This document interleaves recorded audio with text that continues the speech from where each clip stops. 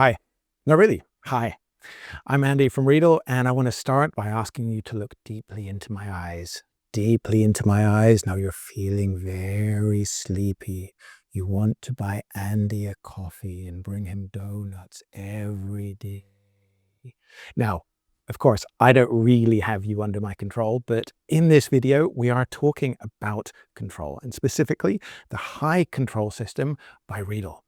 Now, in broadcast, you have a lot of different systems available. You have playout, you have video routing, you have GPIs, which can sometimes be used for tally, sometimes for event triggering, maybe signs for audience prompts. You can have audio controlling. You can also sometimes have a controller for a PTZ camera, and you have one controller which can actually work on multiple different cameras, and you need to decide which camera you're going to be working on. So all of these things need to be controlled, and that's great. Having lots of different elements in your system means that you have lots of possibilities, but each element needs to be controlled. Now, the manufacturer of all these elements, they do give you a control interface, which is great. And an operator is normally capable of learning the entire interface for an element of the system, whatever kind that could be. And if you have access to the manufacturer's interface for controlling it, then you can do everything. You have access to all of the parameters. You have access to all of the different signals in a router, for example. But during a production, you don't actually need all of these functions. Just think about your smartphone. If you're listening to a podcast, you don't need the screen. If you are using your smartphone as GPS or satellite navigation to get somewhere, you don't always need Bluetooth. So we don't always need all of the functions. Just think again, if you're driving your car, maybe you have a rear parking camera so that you can see what you're about to hit as you back up. That's not activated when you're on the highway. So we're used to only using some of the parameters and elements of the systems that we need. And it's exactly the same with video routing in a production environment. You could have a huge big system and you could have hundreds of different signals bouncing around, but you don't need them all at the same time. Just think about a big sports event like the Olympics. In the different sports, you have the individual production happening for that sport, but then in the International Broadcast Center, you get all the program feeds from all of those sports coming in, and then they get distributed to the national broadcasters, etc. But someone who's directing the production of badminton doesn't care about what's happening in the athletic stadium. They only need those signals. And once the shading, for example, has been set up on the camera, that doesn't need to be touched again. So all of those parameters can just be hidden. So it's much easier for the operators to have one common interface where they can deal with the parameters and the elements of the system that they need to control and just ignore all of the others. And this is really where high comes in. We can take all kinds of different systems from all kinds of different vendors, manufacturers, suppliers, and then we can drill down into the parts that an operator needs, and then we can present them to the operator in one common interface. So the operator doesn't need to learn the interface of all of these different manufacturers, all of these different systems. They just have one common interface, which they can then use for routing any kind of signal. So if you take the example of Simply Live, the live production suite by Riedel, you can have live signals coming in as SDI or 2110 eventually. And we can have NDI signals coming in as part of the graphics for the overlay. And these can be coming in different formats. The live signal is SDI, the graphics is NDI, for example. And then we need to blend those together inside Simply Live. Now, when we're routing the signals, we don't actually care what the signal format is. We just want to make sure the right graphics feed gets together with the right camera feed in order to produce the correct program output for the viewer at home. And by using an interface such as Simply Live, we can give the operator one overview, one interface with which they interact, and they don't care if it's SDI, 2110, or NDI. Now, the interface that is presented to the user is either going to be a web UI that they can access just through a browser, or it can be a real smart panel with the control panel app, or it can be a dedicated hardware panel like we have here. Now, there are a number of different models of hardware panel available, with anything from 18 to 54 buttons available, and sometimes with encoders as well. So we can set parameters such as, for example, the monitoring volume for a set of loudspeakers in a monitoring room. And these panels can be used either for switching, for routing, or we can also use it for changing parameters such as the volume, or we could even have different options available on the control panel, which will allow us to adjust the RGB balance, or maybe the saturation, the contrast, etc. All of those parameters we can modify through the use of a smart panel. Now, the way Hi is managed, because as we've seen, we have all of these different signals and parameters, and we're drilling down, so we're only controlling those which are relevant for the production that the operator is working on right now. We manage all of these through a system of tagging. Now, this allows us to do really quick filtering, and it also means that we can dynamically update the user interface on the fly. So a user can have their own preset, which is adapted to whatever signals they need, but depending on the production of the day, the signals that are present in that preset will change. And so the user doesn't need to change anything, just one central operator can decide, okay, we have these signals active today, these signals are being used for this production, and we can very quickly drill down and see it. It also means it's really easy to set up. So the user will decide on their profile, and then what they see presented to them will update dynamically depending on the tags that have been selected.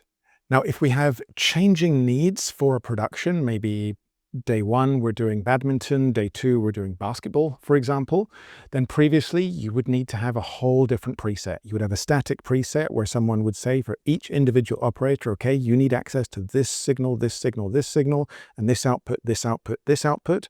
And sure, that worked, but by doing it dynamically, it becomes much simpler.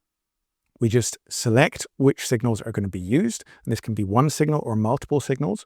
We add the tags, and then the profile that the user has will compare the tags to what's needed, and then it will be presented to the operator.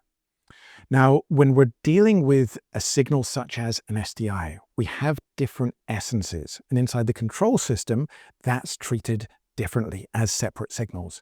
So we have the image on one side and the audio on another. And actually inside an SDI signal, we have 16 audio signals, not just the one. If we have the image and the 16 audio channels together, then we could do 17 different operations every time we want to patch them, but it's much easier if we can do one, if we know that we always want to move the image with its 16 audio channels. Now, inside Hi, to allow us for that granular control, they are separate essences, but if we can join them together, that's going to make the operation much easier. And we can join them together by using a feature called port containers. Now, sometimes to put the port containers together, this is a grouping of image signals and audio signals and potentially other signals as well that we're just grouping together. To do this manually, it can sometimes take a long time. One person I know, who shall remain nameless, who was working on the preparation for a system for a big international tournament, which I'm not allowed to mention, but does involve people kicking a ball with a foot. Took about 2 days to get all of these signals set up. And actually, within Hi, it's possible to automate this. So as you can see here on this screenshot, there is one button that if all the signals in your system are named correctly, you click this button, and then 2 days' work can be done in about 5 seconds. So for the operator, they have the standard interface for video switching. So they can select, for example, the screen number 1, and then say we want to take camera 1 and take, and there we go. We could also say we want to take VT1 and then take, and it flips to the other video signal. So for the operator, it's very simple operation. The beauty comes when we want to start changing what the operator sees. Now, if we go to the home page here, we see that there are 2 different profiles available. Which are the 2 profiles available here in the web interface? So I have the cams for today's multi-viewers, and I have multi-viewers for screens. Now, at the moment, if I take the multi-viewers for screens, then I can see here all of the different signals that I have available. And as we can see in the interface here, I'm showing the cameras, the multi-viewers, and the VT. Now, if I take away the filter that says active for today, and then I save it, then we update, and straight away we have more sources available on the panel. So by applying different filters, we can then activate the sorting of the different signals, so we can drill down and only show the signals or elements that we want to use. Now, let's say, for example, we're going to be not using Multiviewer 4 today. If I want to take that out of the interface, instead of going and manually changing it, I can just go to the router. I can start filtering. If I search by Multiviewer, then I'll see Multiviewer out 4, and then I can change the tags. And if I take away active today and then save it, you can see that Multiviewer 4 has disappeared here. So instead of being 3, 4, 5, we now have 3 and 5.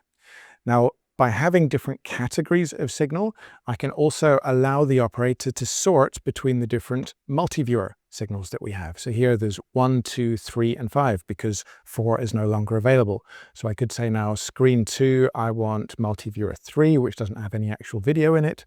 Or then I can come back and say, oh no, I didn't want that multiviewer. I want to go to a camera. Then I'll take the camera, I take, and then the signal is on there. So by using the tags, we can very quickly assign different tags to the different signals.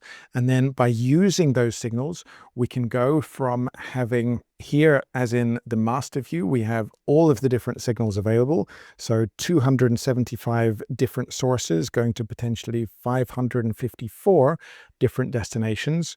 If we start filtering, then we can go to video, which reduces it straight down. Again, video.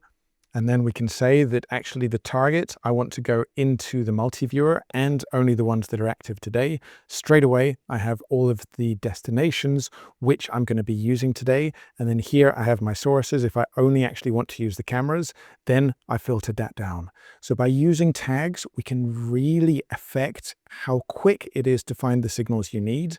And if we want to have more than one kind of signal available, then of course, we can do that. We can select multiple at the same time, and then there's the cameras, the VTs all together available for the different multi-viewers. Now, with Hi, it is a Riedel product now. We can obviously control products like MediaNet as a video router, but we're not restricting Hi to only controlling Riedel products. We're very deliberately keeping Hi as a vendor agnostic platform, which means we can support Grass Valley, we can support Lavo, we can support Ross, we can support others. So all of these systems can be pulled together, controlled by Hi, giving the operator one interface. It's very simple to use, very simple to set up. You just tag the signals, apply the filters as you need them for the user, and the interface will update with whatever signals and parameters he or she needs on that day.